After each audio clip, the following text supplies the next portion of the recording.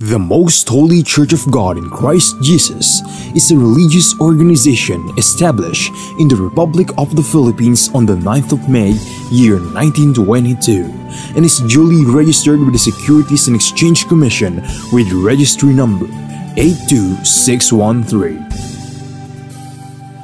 Through faith in the truth revealed by the Holy Scriptures of the Bible, the administration as well as the entire brethren of the Church believe that it is the Most High God, the Lord Christ Jesus, who established the Most Holy Church for the sole purpose of proclaiming Him as the only one true God and Savior whom we should worship and serve with our whole lives, and that He is no other than the Lord Christ Jesus, who manifested in the flesh, and that the Most Holy Church of God in Christ Jesus is His chosen way for us to deliver from our sins and eternal damnation. Therefore, since the Church was established, everyone who is called into the Church receive the divine obligation to partake in all evangelization efforts of the Church to fulfill the God-given commission to make disciples of all the nations. In that case, here is the vision and mission statement of the Church. Vision: the Most Holy Church shall be exalted for the glory of the Most High God. Mission: seed of one world, one nation. Core value: all members of the Most Holy Church are being taught and encouraged to live in agape. Agape is a Greek word which means perfect love and everlasting love. As the Bible further expounds, it is the kind of love that God has for all of us. In fact, God Himself is agape. Agape, or love, serves as the core value of the Church because love is the fulfillment of the law. Ownership and administration: the Most Holy Church of God in Christ Jesus fully believes and proclaims that her sole owner is no one but the Most High God. He is the only King who reigns all over the Church. Everything the Church achieve and will achieve in the future are the works of God. God governs over His Church through His appointed men to administer the Church. Like the first church established in Jerusalem, which was administered by the apostles, the Most Holy Church is currently administered by the 7 bishops, presided by the general bishop. The church administration oversees over the whole church and through the appointed council of elders, composed by the presbyters and ministers who were appointed to administer congregation and ministries. Expansion and growth: currently, the church has established congregation in most places in the 3 major islands of the Philippines, namely Luzon, Visayas, and Mindanao. Also, the church is making necessary preparation to intensify its expansion and establish congregation in all major cities and provinces in the entire country. There are also active congregation of the church in other countries.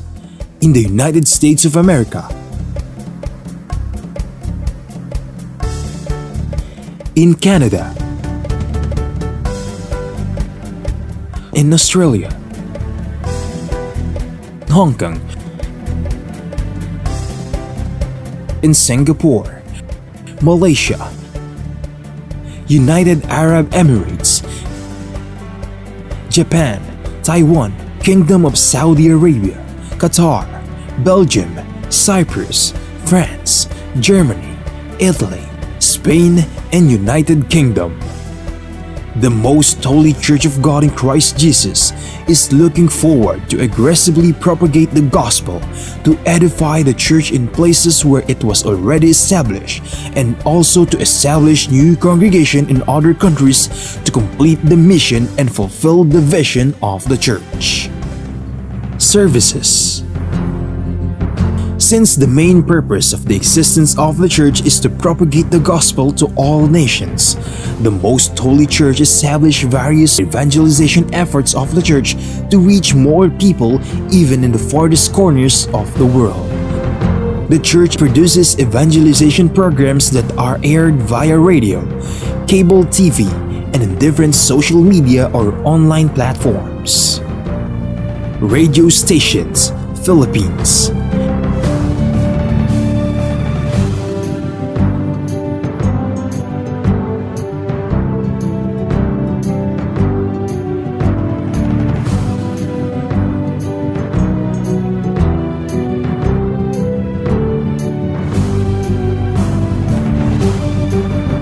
Cable TV channels.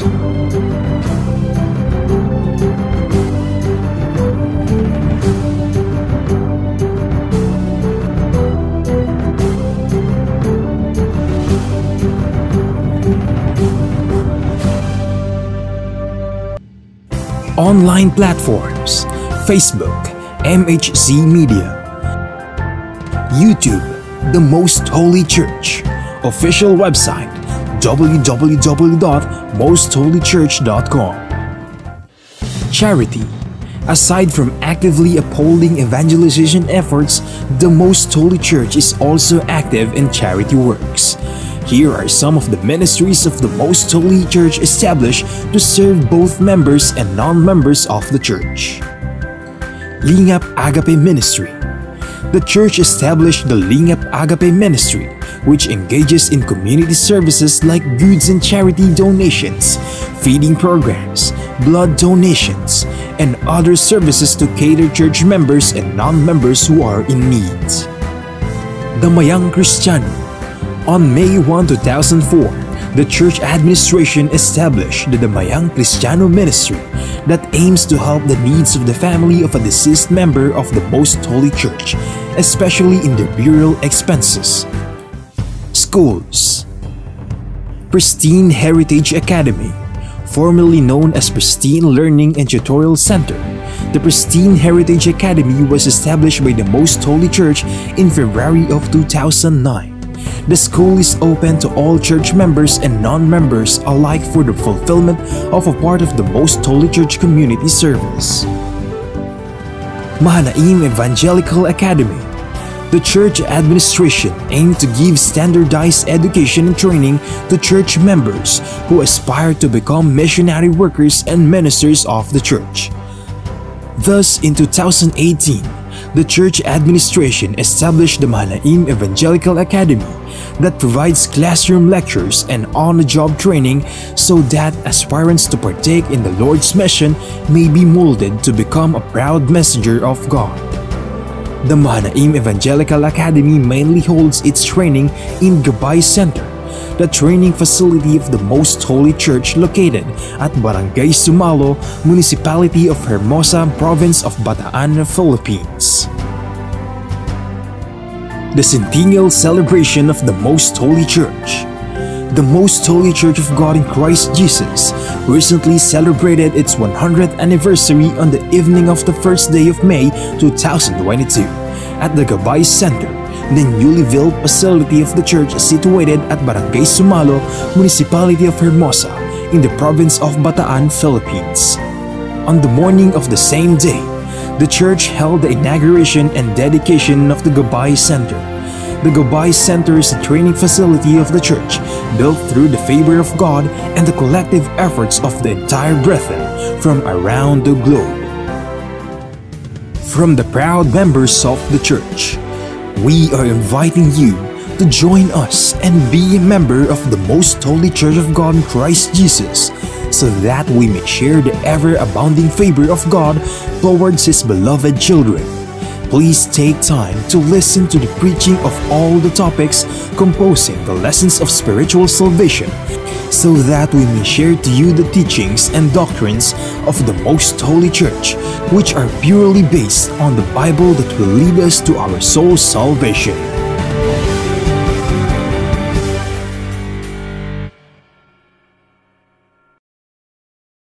To know more about the church, you may visit our website at www.mostholychurch.com, or you may reach us through telephone number 6302-8255-6949.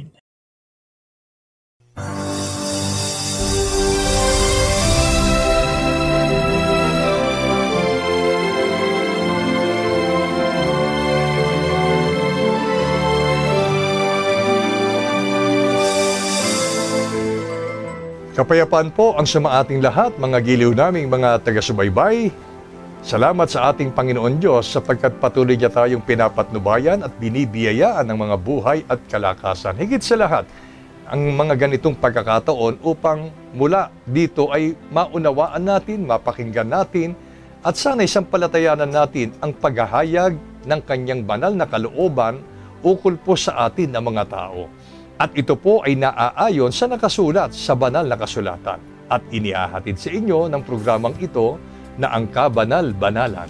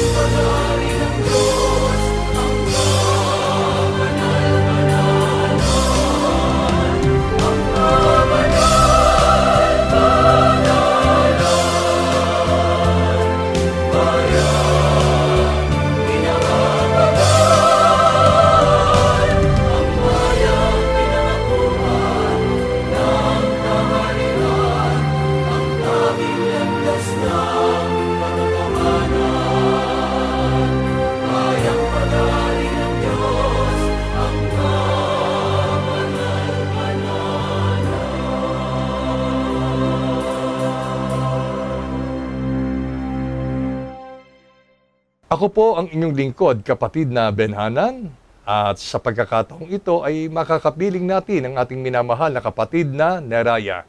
Kapayapaan po, kapatid na Neraya.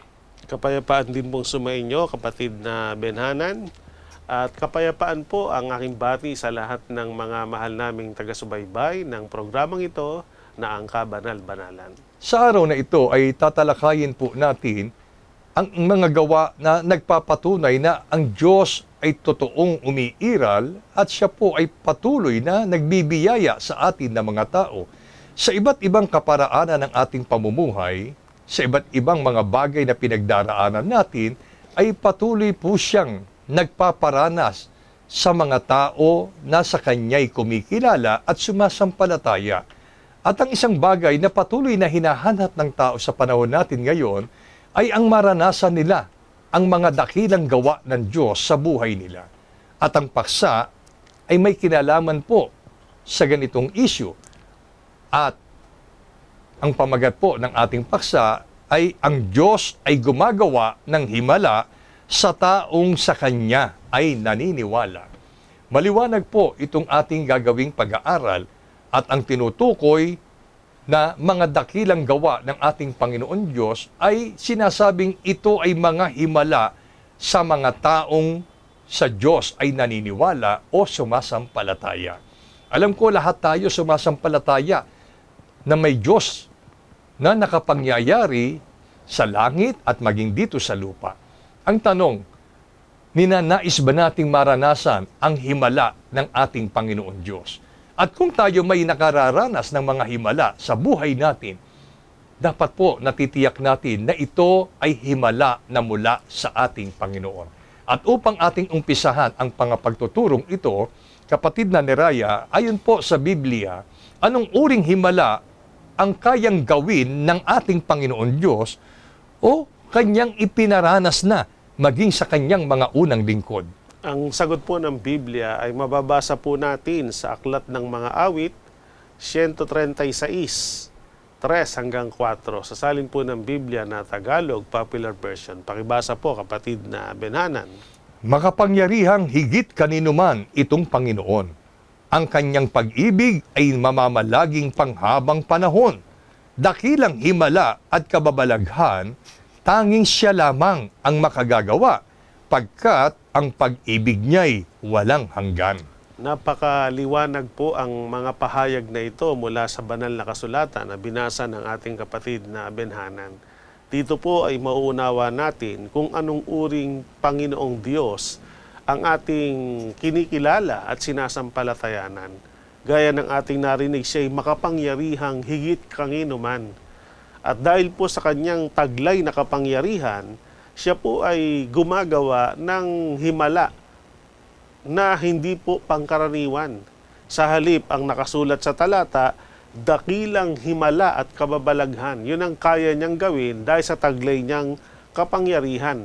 At itong dakilang himala at dakilang kababalaghan ay tanging siya lamang ang makagagawa. Hindi po katulad ng sinasabi po ng ilang mga tao na mga pangkaraniwang himala.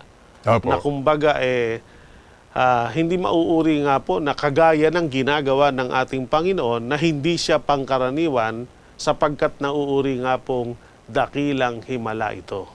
Alam nyo, mga giliw naming mga taga-subaybay, ang paksang ito ay nagbubukas ng atin pong kamalayan at nawa ay makita natin ang tamang pananampalataya tungkol po sa makapangyarihang gawa ng ating Panginoon Diyos na kanyang ipinararana sa lahat ng mga tao.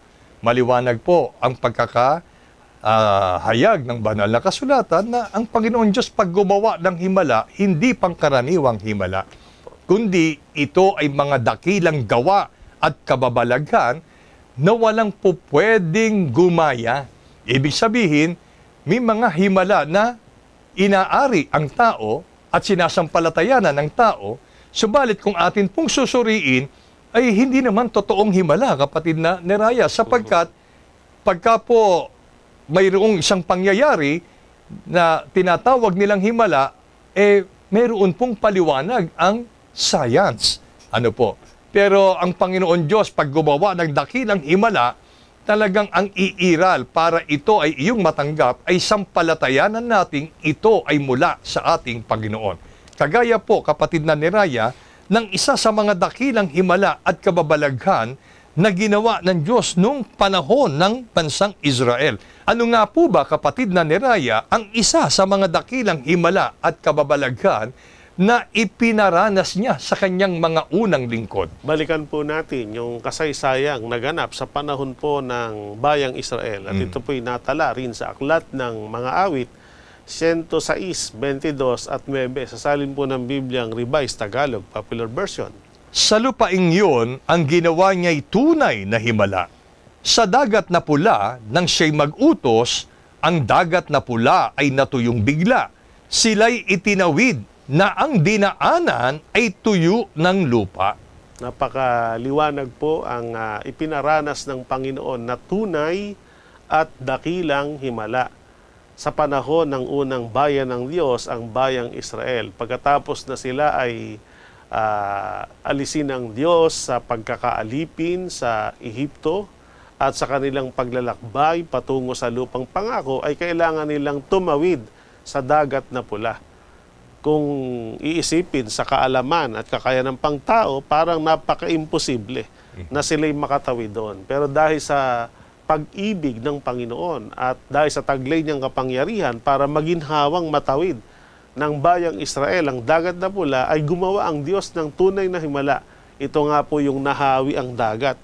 At nang mahawi ang dagat na pula, silaan niya ay tumawid ron na natuyo yung lupa na kanilang dinaanan hanggang sa silang lahat ay makatawid doon. Na kung iisipin natin, sa kasaysayan ng tao, walang ganong pangyayari. Opo. Sabi nyo nga po, kaya nga dakilang himala, hindi kayang gayahin ng sino mang tao yung ganong bagay. Tanging ang Diyos lang ang nakagagawa nun.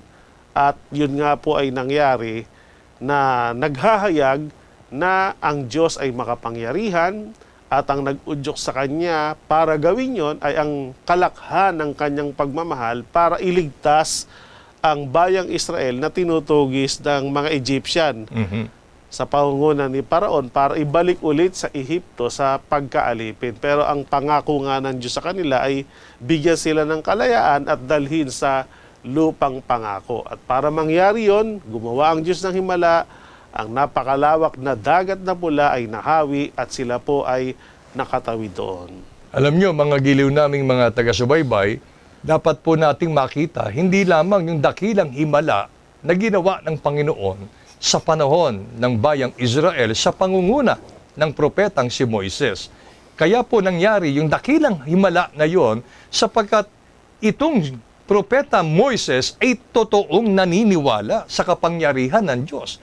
Sapagkat kung si Moises ay hindi sumasampalataya sa makapangyarihang gawa ng Panginoon, hindi kailanman mahahati ang dagat na pula at para makatawid ng ligtas ang mga Israelita.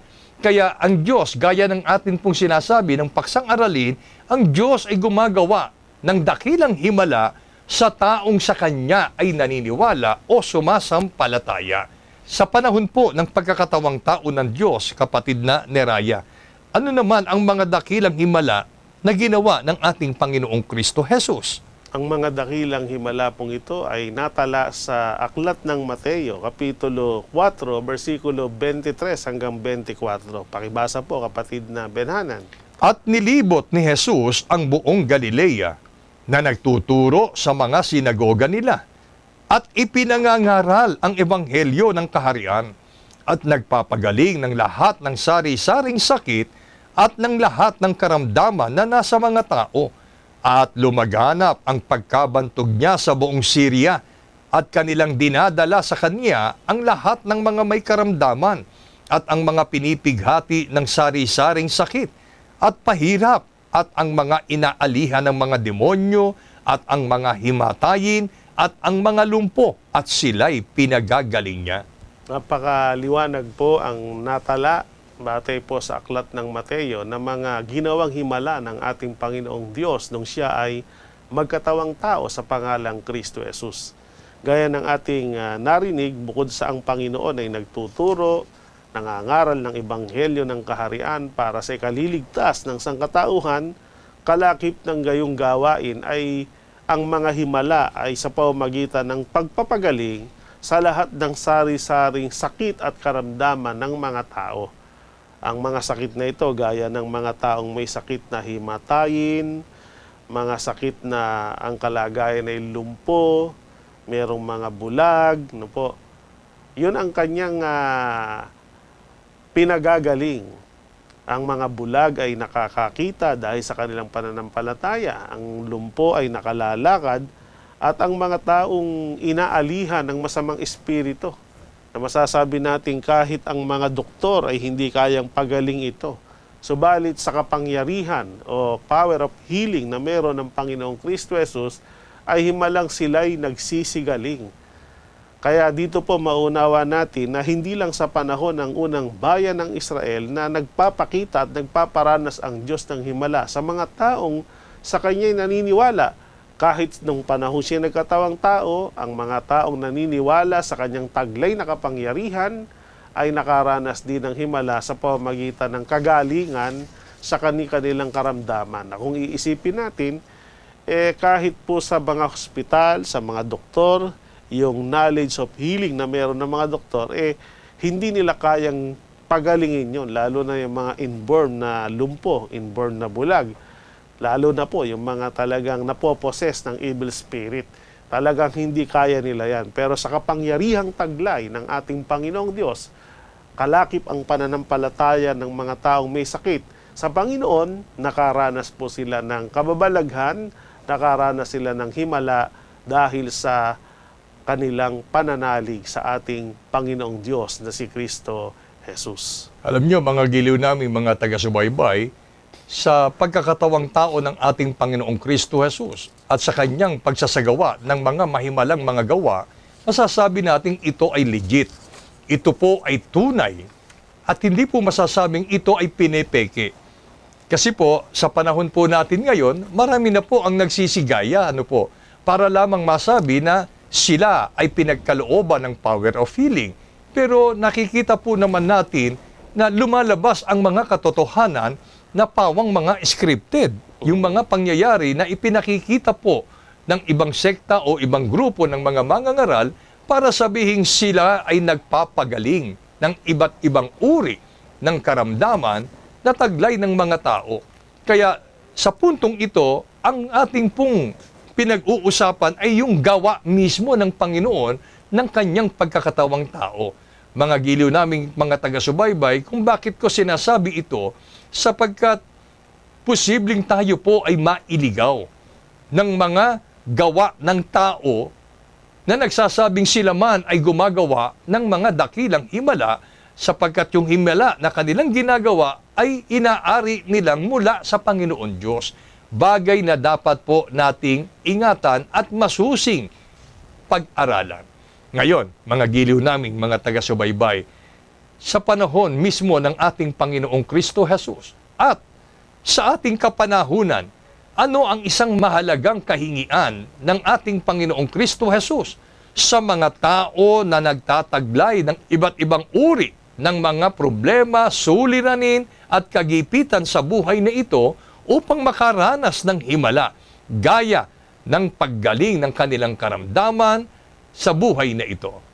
Ang sagot po ay mababasa natin sa Marcos. Babalikan natin yung ano ba ang hinanap ng Panginoon sa mga tao para ibigay niya yung pagpapagaling o himala na tinatawag. Sa aklat po ng Marcos, Kapitulo 10, versikulo 49, kasama po ang 51 hanggang 52. Sa salin ng Biblia, ang Biblia.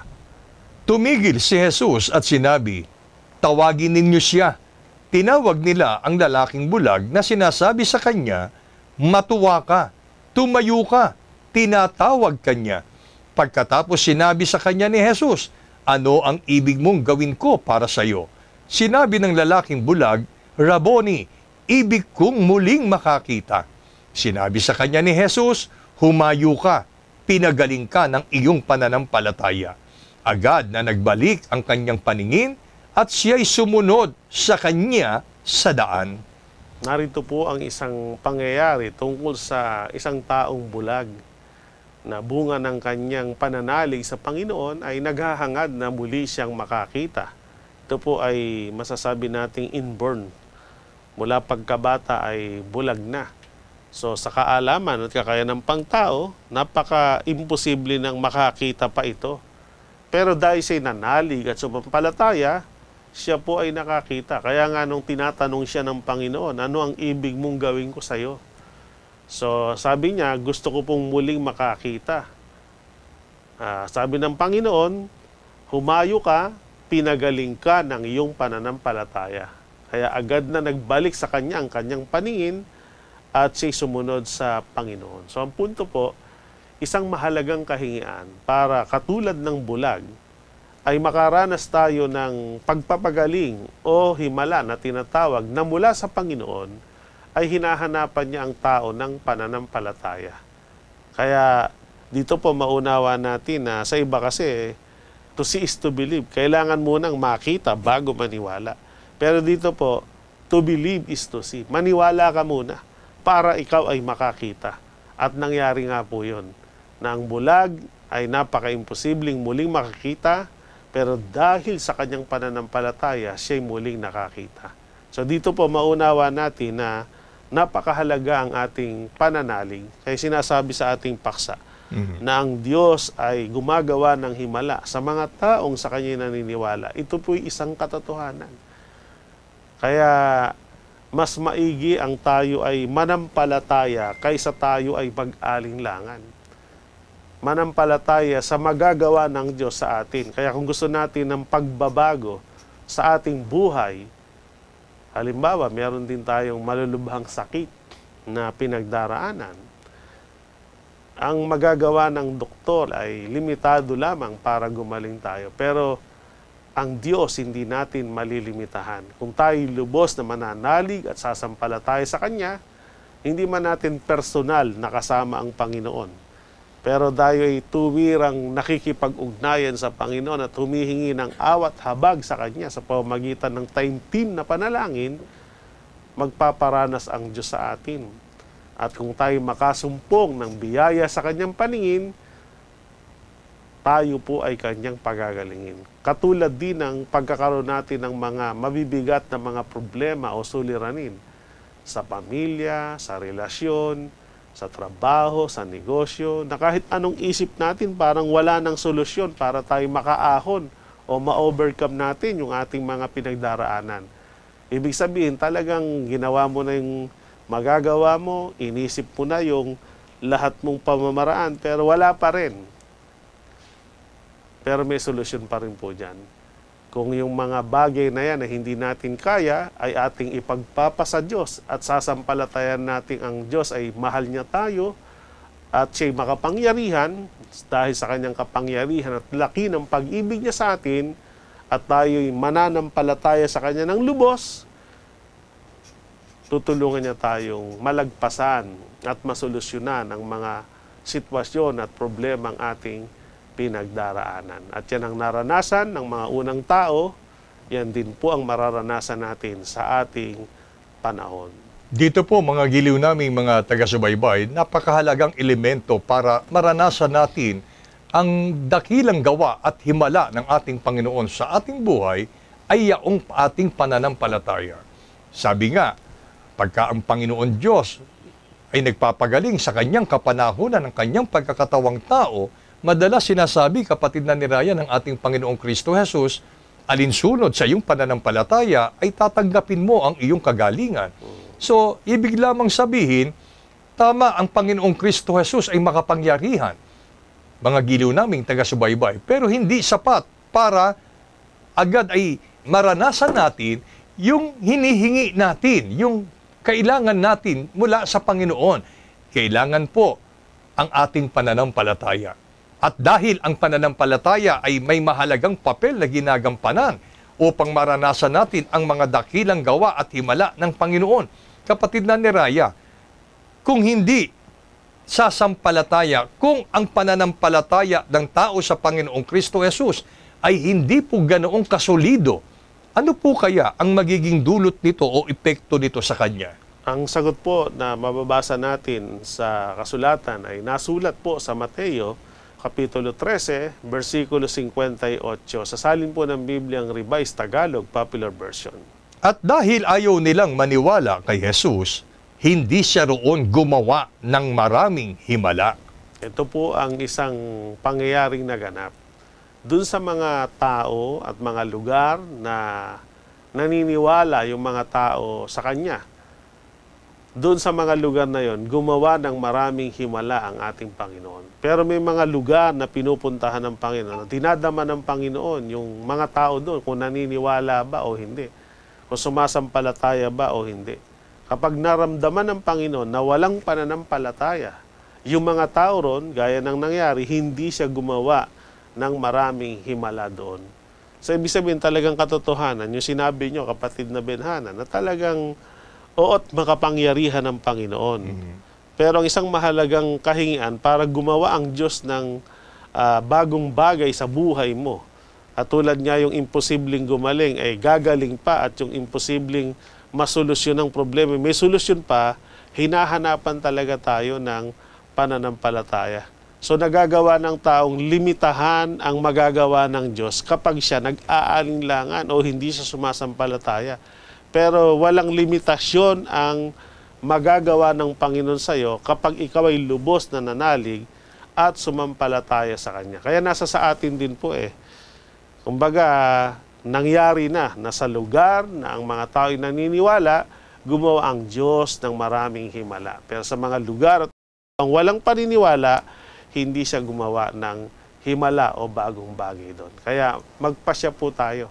Talagang mas piliin nating maniwala at sumampalataya sa Panginoon kaysa tayo po ay mag-aalinlangan at hindi sasampalataya sa Kanyang kapangyarihan. Sapagkat pag di tayo nanampalataya o hindi lubos ang ating pananalig, walang bagong bagay na mangyayari sa ating buhay na gagawin ng Panginoon. Kumbaga, magiging pangkaraniwan lang ang mangyayari sa iyo sa araw-araw ng iyong buhay. Dito po makikita natin mga giliw naming mga taga-subaybay na hindi maaaring ang Diyos ay gumawa sa ating buhay ng mga dakilang himala kung ang ating pananampalataya ay gaya ng nahahalubiluhan pa ng pag-aalinlangan. At kung minsan, namamali ang tao na kailangan muna niyang makita ang katunayan ng kapangyarihan ng Panginoon bago siya tuluyang sumampalataya. At alam niyo po ba, ito ay nangyari na sa panahon ng ating Panginoong Kristo Jesus nang siya'y magkatawang tao. Hindi ba't sinabi ni Satanas nang siya po ay tuksuhin, kapatid na ni Raya, sige nga, patunayan mo nga na ikaw ay anak ng Diyos. Itong batong ito gawin mong tinapay. Ang sabi ng Panginoon, huwag mong tutoksohin ang Panginoon mong Diyos. Ano pong ibig sabihin nun, mga giliw naming taga-subaybay? Sana po ay maitama natin ang atin pong mga pananaw, ang atin pong pakikipag-ugnayan sa Panginoon. Sapagkat hindi po lingid sa atin, may mga tao na gaya ng tinutokso natin ang Panginoon sa tuwing tayo ay humihingi ng dakilang himala mula sa Panginoon. Para bang sinasabi ng tao, sige nga, kung talagang ikaw ay Diyos na makapangyarihan sa lahat, bigyan mo nga ng solusyon yung problema ko. So yun po ay maling bagay na atin pong nagagawa sa harap at paningin ng Panginoon. Ang ibig lamang sabihin nito, kung tayo po ay totoong sumasampalataya, hindi tayo magdidikta kung kailan dapat ibigay ng Diyos yung atin pong hinihiling. Para bang sinasabi natin, Panginoon, ikaw po ang bahala kung kailan ang tamang panahon para ibigay mo sa amin ang kagalingan ng aming karamdaman. Basta tayo sumampalataya na gagawin yun ng Diyos sa buhay natin, mga giliw naming mga taga-subaybay. Tungkol po sa mga pagtuturong ito, kapatid na Neraya, at mga giliw naming mga taga-subaybay, ano po ang isang malinaw na aral at mensahe na iniiwan nitong ating paksang aralin sa araw na ito? Ang sagot po ay ating mababasa sa Aklat ng Juan, Kapitulo 20, versikulo 27 hanggang 29. Nang magkagayoy, sinabi niya kay Tomas, idaiti mo rito ang iyong daliri, at tingnan mo ang aking mga kamay. At idaiti mo rito ang iyong kamay, at isuot mo siya sa aking tagiliran. At huwag kang di mapanampalatayahin, kundi mapanampalatayahin. Sumagot si Tomas at sa kanya'y sinabi, Panginoon ko at Diyos ko. Sinabi sa kanya ni Jesus, sapagkat ako'y nakita mo ay sumampalataya ka, mapapalad yaong hindi nangakakita at gayon may nagsisampalataya. Sa pag-aaral na ito, ang mahalaga pong mensahe na nais ng Panginoon na matanim ng malalim sa ating puso at tanggapin natin tulad ng isang mahalagang pagtuturo at biyaya sa ating pagkatao ay dalawang mahalagang bagay. Katulad ng mensahe na ipinaabot ng Panginoon kay Tomas at sa kanyang mga unang mga alagad. So sa talatang binasa ay maunawa natin na merong kaunti pang pag-aalinlangan si Tomas tungkol sa Panginoong Kristo Jesus. Kasi bago po itong pangyayaring to, kapatid na Benanan, ay napakita ang Panginoon sa mga alagad. Wala sa pagkakatipong yon si Tomas. Ito po yung pagkatapos ng Panginoon ay ipako sa krus at tinupad niya ang kanyang pangako na pagkatapos ng 2 araw, sa 3 araw, si muling mabubuhay. At nang nabuhay ang Panginoon, napakita siya sa mga kasamahan ni Tomas. At ikinuwento ng mga kasamahan ni Tomas na mga alagad sa kanya na napakita ang Panginoon. At ayaw niyang maniwala. Sabi niya, malibang maidaiti ko ang aking kamay sa kanyang tagiliran, saka lang siya maniniwala. At sa pagkakataong iyon ay napakitang muli ang Panginoon at tinawag siya. Sabi ng Panginoon, Liga, lumapit ka sa akin, isuot mo sa aking tagiliran ang iyong kamay. At ang aral ay una, sabi ng Panginoon, huwag kang di mapanampalatayahin, kundi mapanampalatayahin. Kaya napatunayan ni Tomas na talaga ang Panginoong Kristo Jesus, siyang Panginoon na dapat kilalanin at dapat kilalanin siyang Diyos. Kaya Panginoon ko anyat Diyos. At ang pangalawang aral, ang sabi ng Panginoon, ngayon nakita mo ako, sumampalataya ka. Pero mas mapapalad yung mga kahit hindi ako nakita, sila'y nagsisampalataya. Yun po yung ikalawa. Una, inuulit po sa atin, huwag tayong di mapanampalatayahin, kundi maging mapanampalatayahin. Baga, mas piliin nating maniwala kaysa mag-alinlangan. Pangalawa, mapalad niya yung kahit hindi siya nakita ay naniwala sa kanya. So yun po yun. Mas mapapalad ang mga taong kahit hindi siya nakita, katulad sa panahon natin, hindi naman natin nakita yung panahon ng pagkakatawan tao ng Panginoon, pero natala sa Biblia at naririnig natin ang taglay niyang kapangyarihan at kadakilaan ng kanyang pagmamahal, pero pinaniniwalaan natin.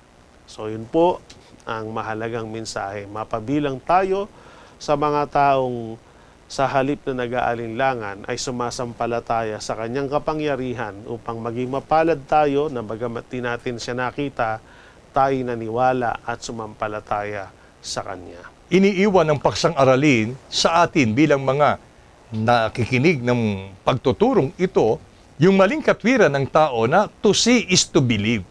Kasi ganyan ng tao, sigurista. Ano po?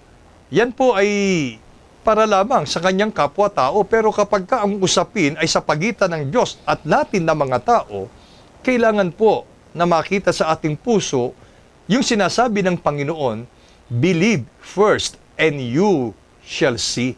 Ibig sabihin, sumampalataya ka muna at makikita mo, mapatutunayan mo na totoo ang iyong sinampalatayanan. Mga giliw naming mga taga-subaybay, sa ating kapanahunan, ikaw ba ay kabilang sa tinatawag na mapapalad sapagkat bagaman hindi natin nakita ng tuwiran ang Panginoon, hindi nakita ng ating naked eye, ay sumasampalataya tayo. Salamat kung gayon ang atin pong mga pananampalataya.